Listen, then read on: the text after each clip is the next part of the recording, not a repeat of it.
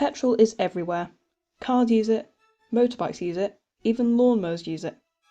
So here's a question that might fuel some confusion. Why don't trains run on petrol? We've had steam, diesel, electric, battery, even hydrogen. But petrol trains, they've completely missed the platform.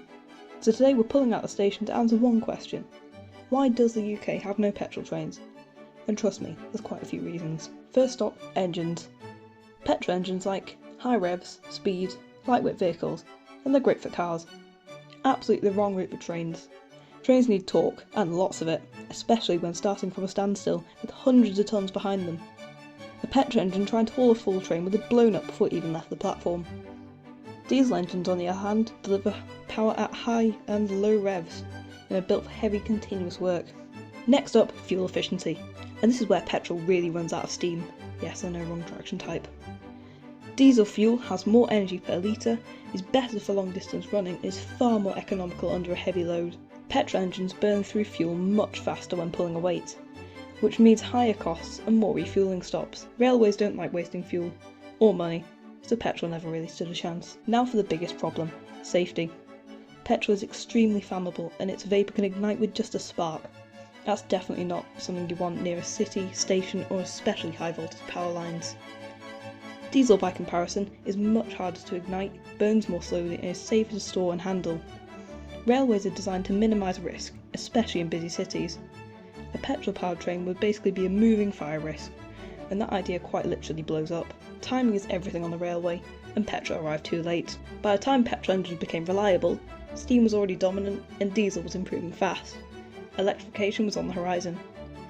When British Rail started moving away from steam, diesel was the next obvious stop on the line. Petrol never even made it. Once diesel took over, there was no turning back. But didn't petrol trains ever exist? Very briefly, yes.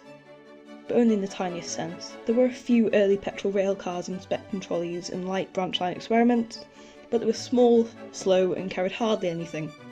As soon as diesel showed up, petrol trains were withdrawn, but quicker than you can say BREL.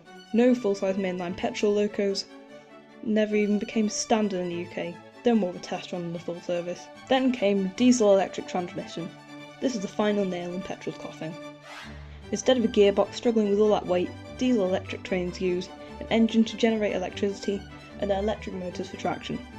This helps them generate massive torque at low speed. Petrol engines, not so much. Wrong power delivery, wrong efficiency, wrong everything. Today, if we want to move away from diesel, petrol isn't even on the list. Instead, we have electric trains, battery units and hydrogen. All of them are cleaner, safer and more suitable for the railways. Petrol doesn't just lose, it doesn't even qualify. So, why does the UK have no petrol trains? Because petrol can't deliver the torque, is inefficient under a load, and is far more dangerous. It lost out historically.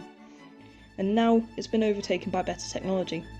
Petrol works just fine for cars, but on the railway, it never got past the first signal. If you enjoyed the video, consider subscribing. Or if you really want to go the extra mile to support the channel, then you can donate to me using the link on screen or in my bio. Let me know in the comments what's the strangest type of train interaction you've ever come across. Thanks for watching, I'll see you next time.